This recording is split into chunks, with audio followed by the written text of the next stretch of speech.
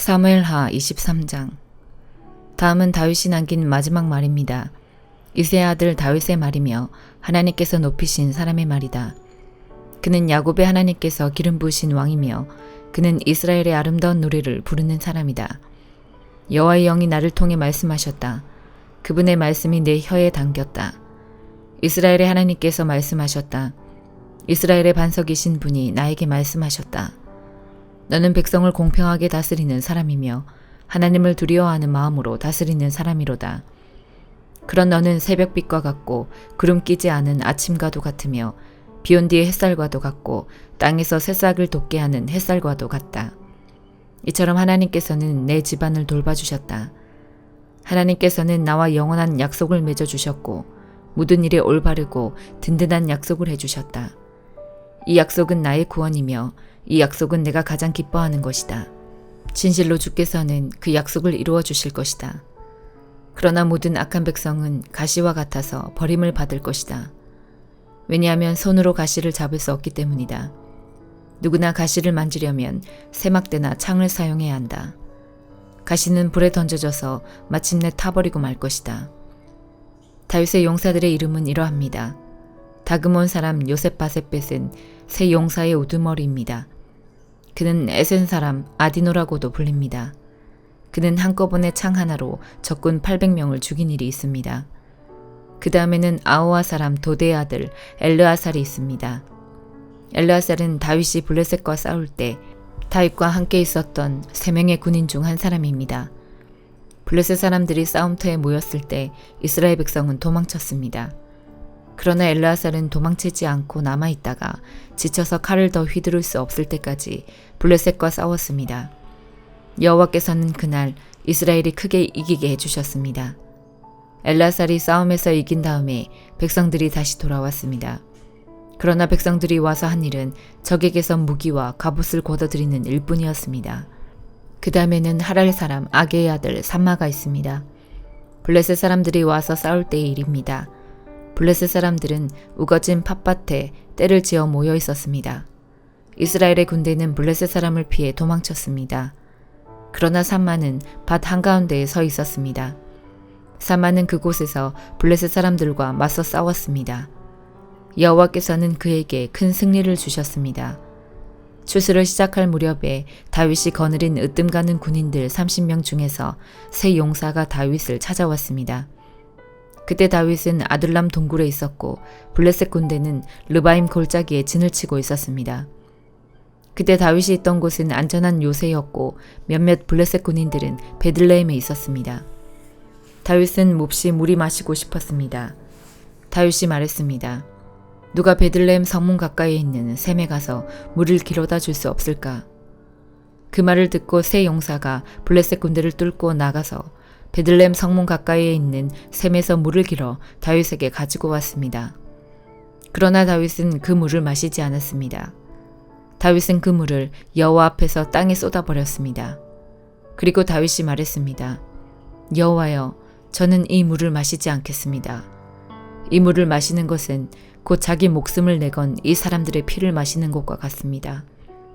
결국 다윗은 그 물을 마시지 않았습니다. 세 용사는 다윗에게 그렇게까지 용감히 나서서 충성심을 보였습니다. 그 세 용사는 다음과 같습니다. 아비새는 스루야의 아들 요압의 동생입니다. 아비새는 30명 부대의 우두머리였습니다. 아비새는 창으로 적군 300명을 죽인 일이 있습니다. 아비새는 세 용사 중에 하나라는 명성을 얻었습니다. 아비새는 세 용사보다도 더 존경을 받았고 세 용사의 지휘관이 되었습니다. 그러나 아비새는 처음에 세 용사에는 들지 못했습니다. 여호야다의 아들 브나야는 갑세엘 사람으로서 용감한 군인이었습니다. 브나야는 용감한 일을 많이 했습니다. 브나야는 모압의 최고 군인 2사람을 죽인 일이 있습니다. 또 브나야는 눈이 내리는 날 구덩이에 내려가서 사자를 죽인 일도 있습니다. 브나야는 이집트의 거인도 죽인 일이 있습니다. 그 이집트 사람은 손에 창을 들고 있었는데 브나야는 작은 막대기 하나만 들고 있었습니다. 브나야는 이집트 사람의 손에서 창을 빼앗아서 그 창으로 그를 죽였습니다. 여호야다의 아들 브나야는 이처럼 용감한 일들을 했습니다. 브나야는 세 용사 중에 하나라는 명성을 얻었습니다. 브나야는 세 용사보다도 더 존경을 받았으나 처음에 세 용사에 들지는 못했습니다. 다윗은 브나야를 자기의 경호대장으로 삼았습니다. 다음은 다윗의 용사들 30명의 이름입니다. 세 용사 가운데에서 마지막은 요압의 동생 아사헬입니다. 베들레헴 사람 도도의 아들 엘하난, 하롯 사람 삼훗, 하롯 사람 엘리가, 발디 사람 헬레스, 드고아 사람 이케스의 아들 이라, 아다도 사람 아비에셀, 후사 사람 무분네, 아우아 사람 살몬, 느도바 사람 마하레, 느도바 사람 바하나의 아들 헬렙, 베냐민 땅 기브아 사람 리베의 아들 이떼, 비라돈 사람 브나야, 가스 골짜기 사람 히떼, 아르바 사람 아비알몬, 바르훔 사람 아스마, 살본 사람 엘리아바, 야산의 아들 요나단, 하랄 사람 삼마, 아랄 사람 사랄의 아들 아이암, 마아가 사람 아하스베의 아들 엘리벨렛, 길로 사람 아이도벨의 아들 엘리암, 갈멜 사람 헤스레, 아랍 사람 바알레, 소바 사람 나단의 아들 이갈, 갓 사람 바니, 암문 사람 셀렉, 스루야의 아들 요압의 무기를 들고 다녔던 브에롯 사람 나하레, 이델 사람 이라, 이델 사람 가렙, 헷 사람 우리야, 이상 모두 37명이었습니다. 갈라디아서 3장. 갈라디아 여러분들은 예수 그리스도께서 십자가에서 죽으셨다는 사실을 나에게 분명히 듣고서도 남에게 속았으니 어리석기 이를 데 없습니다. 이 한 가지만 대답해 보십시오. 여러분은 어떻게 성령을 받았습니까? 율법을 지켜서 받았습니까? 아닙니다. 복음을 듣고 믿었기 때문에 받은 것입니다. 성령 안에서 살기 시작하다가 이제 와서 다시 자기 힘으로 살려고 하다니 여러분은 참으로 어리석습니다. 그렇게 많은 고난을 경험했는데도 그 모든 것이 다 헛일이었습니까? 그렇지 않기를 바랍니다. 여러분이 율법을 지켰기 때문에 하나님께서 성령을 주셨습니까? 아닙니다. 여러분이 율법을 지켰기 때문에 하나님께서 여러분 가운데서 기적을 일으키셨습니까? 아닙니다. 하나님께서 성령을 주시고 기적을 일으키신 것은 여러분이 복음을 듣고 믿었기 때문입니다. 성경에도 아브라함에 대해서 같은 말씀이 있습니다. 아브라함이 하나님을 믿으니 하나님께서 아브라함의 믿음을 받으시고 그를 의롭다고 여기셨다. 그러므로 여러분은 믿음으로 사는 사람이 참 아브라함의 자녀라는 것을 알아야 합니다. 또 성경은 장차 일어날 일, 곧 하나님께서 이방인을 믿음으로 의롭게 하여 줄 것을 미리 일러주었습니다. 이 복음을 먼저 아브라함에게 전했는데 그것은 모든 민족이 너로 말미암아 복을 받을 것이다 라는 성경 말씀과 같은 것입니다. 아브라함이 이를 믿으니 그 믿음 때문에 복을 받았습니다. 이것은 지금도 마찬가지입니다. 누구든지 믿는 사람은 아브라함처럼 복을 받습니다. 그러나 율법을 의지하는 사람은 다 저주를 받습니다. 성경에도 이렇게 적혀 있습니다. 율법책에 적혀 있는 것을 다 지키지 않는 사람은 저주를 받는다. 율법을 통해서는 하나님으로부터 의롭다함을 얻지 못한다는 것이 분명합니다. 성경에 이렇게 적혀 있습니다. 믿음으로 의롭다 여김을 받은 사람은 살 것이다. 율법은 믿음에서 생겨난 것이 아닙니다. 율법을 지키는 사람은 율법으로 인해 살 것이다 라는 말씀도 있습니다. 그리스도께서는 율법이 우리에게 씌운 저주를 거두어 가셨습니다. 그리스도께서 우리를 대신해서 저주를 받으셨습니다. 성경에도 이렇게 적혀 있습니다. 나무에 달린 사람은 다 저주를 받은 것이다. 그리스도께서 그렇게 하신 것은 하나님께서 아브라함에게 약속하신 복이 이방인들에게도 미치게 하기 위함입니다. 이 복은 예수 그리스도를 통해 옵니다. 예수님은 우리로 하여금 하나님께서 약속하신 성령을 믿음으로 받게 하기 위해 죽으셨습니다. 형제들이여, 예를 들어서 말하겠습니다. 사람들 사이에서도 약속을 맺으면 아무도 그 약속을 무효로 하거나 어떤 것을 덧붙일 수 없습니다. 하나님은 아브라함과 그 자손에게 약속하셨습니다. 그런데 하나님은 여러 사람을 가리키는 말로 그 자손들이라 하시지 않고 오직 한 사람을 가리키는 말로 네 자손이라고 말씀하셨습니다. 그 한 사람이 바로 그리스도이십니다. 내 말의 뜻은 이렇습니다. 하나님께서 아브라함과 맺으신 언약을 그보다 430년 뒤에 나온 율법이 없앨 수 없다는 것입니다. 만약 우리가 받을 유업이 율법을 통해서 온다면 그것은 약속에서 나온 것이 아닙니다. 하지만 하나님께서는 약속하신 것에 따라 아브라함에게 복을 베풀어 주셨습니다. 그렇다면 율법은 무엇을 위해 있습니까? 율법을 사람에게 주신 것은 하나님께서 약속하신 아브라함의 특별한 자손이 오실 때까지 죄가 무엇인지를 밝히기 위해서입니다. 율법은 하나님께서 중보자, 중개자의 손을 빌어 천사들을 시켜 만든 것입니다. 그러나 한편만 있을 때에는 중개자가 필요 없습니다. 하지만 하나님은 한 분이십니다. 그렇다면 율법은 하나님의 약속과 반대되는 것입니까? 그럴 수 없습니다. 만약 사람에게 생명을 주는 율법이 있었다면 우리는 그 율법을 지킴으로써 의롭다함을 얻었을 것입니다. 성경은 온 세상이 죄에 갇혀 있다는 것을 보여주었습니다.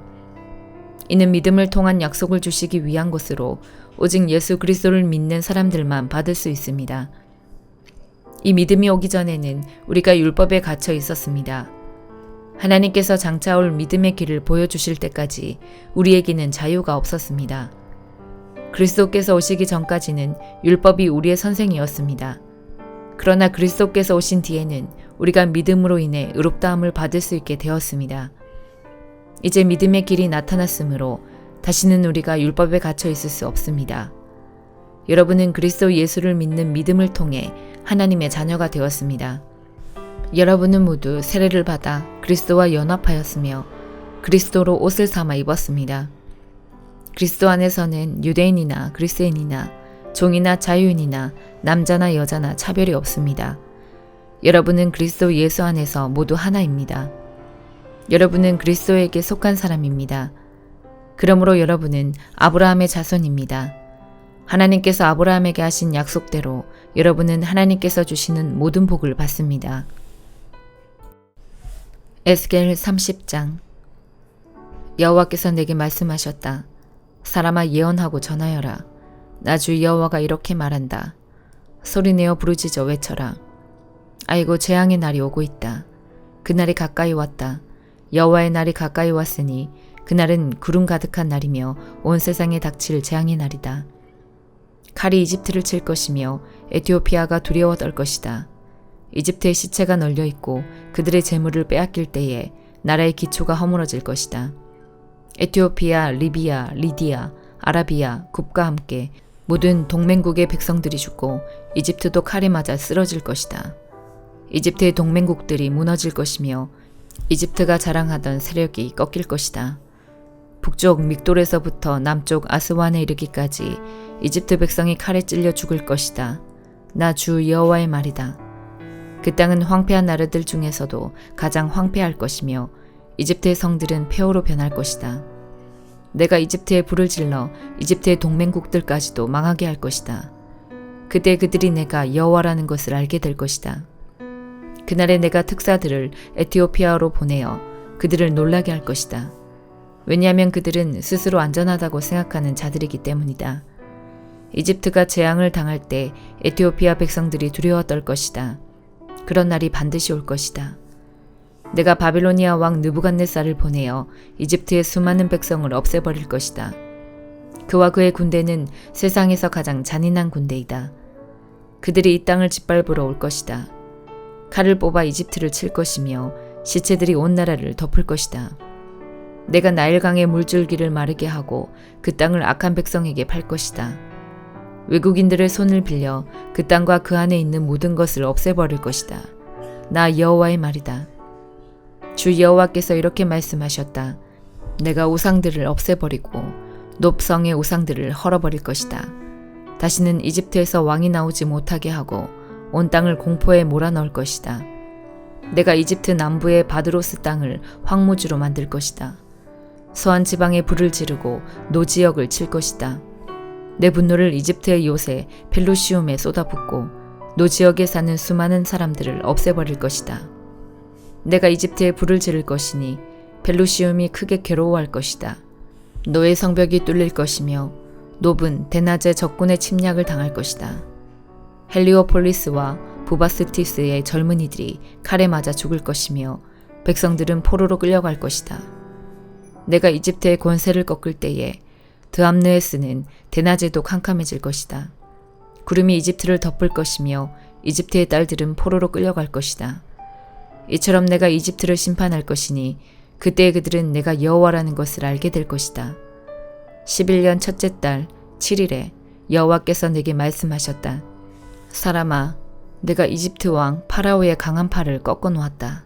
그 팔을 싸매지 않고 붕대로도 감지 않았으므로 그 상처가 아물지 않을 것이며 전쟁 때 칼을 쥘 힘도 없을 것이다. 내가 이집트 왕 파라오를 치고 그의 팔을 꺾어 놓을 것이다. 성한 팔과 부러진 팔을 모두 다 꺾어 놓아 칼을 쓰지 못하게 할 것이다. 내가 이집트 사람들을 온 세계에 흩어놓아 방황하게 할 것이다. 그 대신 내가 바빌로니아 왕의 팔을 강하게 만들어 내 칼을 그의 손에 쥐어줄 것이다. 그러나 파라오의 팔은 꺾어 놓을 것이니 그가 부상당한 사람처럼 고통하며 신음할 것이다. 내가 바빌로니아 왕의 팔을 강하게 하고 파라오의 팔은 벌벌 떨리게 만들 것이다. 내 칼을 바빌로니아 왕의 손에 쥐어주어 이집트 땅을 치게 할 것이니 그때 그들이 내가 여호와라는 것을 알게 될 것이다. 이집트 사람들을 온 세계에 흩어놓아 방랑하게 할 것이다. 그때 그들은 내가 여호와라는 것을 알게 될 것이다. 시편 78편 38절에서 72절. 그러나 하나님은 여전히 자비로우셨습니다. 하나님은 그들의 죄를 용서하시고 그들을 멸하지 않으셨습니다. 몇 번이고 하나님은 화를 누그러뜨리시고 그 분노를 쏟지 않으셨습니다. 하나님께서는 그들이 보잘것없는 인간임을 기억하셨습니다. 한 번 가면 다시 못 오는 바람 같은 존재라는 것을 말입니다. 광야에서 그들은 얼마나 자주 하나님을 거역하였던가. 그곳에서 그들은 얼마나 많이 하나님을 슬프게 하였던가. 거듭해서 그들은 하나님을 시험하였고 이스라엘의 거룩하신 분의 마음을 아프게 했습니다. 그들은 하나님의 능력을 기억하지 못했습니다. 그들은 자신들을 학대하던 자들로부터 구원받았던 날을 잊어버렸습니다. 하나님께서 기적과 같은 징조들을 이집트에서 보여주셨던 날과 놀라운 기적들을 소한 들판에서 보여주셨던 날을 모두 잊어버린 것입니다. 하나님께서는 이집트 사람들의 강물을 피로 바꾸어서 아무도 그 물을 마시지 못하게 하셨습니다. 파리떼를 보내어 사람들을 괴롭게 하고 개구리떼를 보내어 엄청난 피해를 주었습니다. 메뚜기 떼에게 그들의 농작물을 주시고 그들이 수고하여 추수한 곡식을 다 먹어치우게 하셨습니다. 또 우박을 내려 포도나무를 죽이고 서리를 내려 무화과 나무를 못쓰게 만드셨습니다. 우박으로 그들의 가축을 내리쳤으며 양떼는 번개에 맞아서 죽었습니다. 하나님께서는 노여움과 분노, 의분과 분통을 그들에게 보이셨습니다. 벌을 내리는 천사들을 보내어 그들을 멸하도록 하셨습니다. 하나님은 분노를 억제하지 않으셨습니다. 그들을 살려두지 않으시고 끔찍한 연병에 걸리게 하셨습니다. 하나님께서 이집트에 처음 난 아들들을 다 죽이셨으니 함 자손의 모든 장자들이 죽음을 면치 못했습니다. 그러나 하나님께서는 자기 백성들을 마치 양떼처럼 다 인도해 내셨으며 광야를 가로질러 그들을 이끄셨습니다. 하나님께서 그들을 안전하게 인도하셨으므로 그들은 무서워하지 않았습니다. 그러나 그들의 원수들은 모두 물에 빠져 죽고 말았습니다. 하나님은 그들을 거룩한 땅으로 인도하셨습니다. 주의 크신 능력으로 마련해 두신 산지였습니다. 그리고 하나님은 이스라엘이 보는 앞에서 다른 민족들을 쫓아내시고 이스라엘 지파에게 그들의 땅을 나누어 주셨으며 이스라엘 백성들에게 그들의 집을 거처로 주셨습니다. 그러나 그들은 다시 하나님을 시험하고 지극히 높으신 분께 반역하며 그분의 계명을 지키지 않았습니다. 그들은 옛 조상들처럼 불순종하였고 믿음이 없었습니다. 그분은 화살처럼 믿을 수 없는 자들이었습니다. 그들은 산당을 만들어 하나님을 화나게 했고 우상을 섬겨서 하나님을 질투하게 하였습니다. 하나님께서 그들을 보시며 분노하셨습니다. 그리고는 이스라엘 백성을 완전히 버리셨습니다. 하나님께서 실로의 성막, 즉 사람들 가운데 만들어 놓으신 성막을 떠나셨습니다. 주의 능력을 나타내는 법궤마저도 빼앗기게 하시어 자신의 영광을 원수의 손아귀에 넘기셨습니다. 하나님은 자신의 백성들을 원수들의 칼에 죽게 하셨으며 자신의 백성에게 주신 기업에 대해서도 화를 내셨습니다. 젊은이들은 불에 타 죽고 젊은 처녀들은 결혼할 사람을 잃게 되었습니다. 그들의 제사장들은 칼에 맞아 죽었으며 남편을 잃은 여인들은 울 힘조차 없었습니다. 그때 주께서 잠에서 깨어난 듯 일어나셨습니다. 마치 포도주 기운에서 깨어난 사람처럼 일어나셨습니다. 하나님은 원수들을 물리치시고 그들을 영원히 부끄럽게 만드셨습니다. 그때 하나님께서는 요셉의 집안을 버리시고 에브라임 지파를 택하지 않으셨습니다. 그 대신 유다 지파와 그가 사랑하셨던 시온산을 택하셨습니다. 하나님은 그의 성소를 산처럼 높이 세우시고 그가 옛적에 세우신 땅처럼 견고히 세우셨습니다. 하나님은 다윗을 양우리에서 불러내시고 그의 종으로 택하셨습니다. 하나님은 다윗을 양을 지키는 중에서 불러내어 자기의 백성인 야곱의 목자로, 자기의 기업인 이스라엘의 목자로 삼으셨습니다.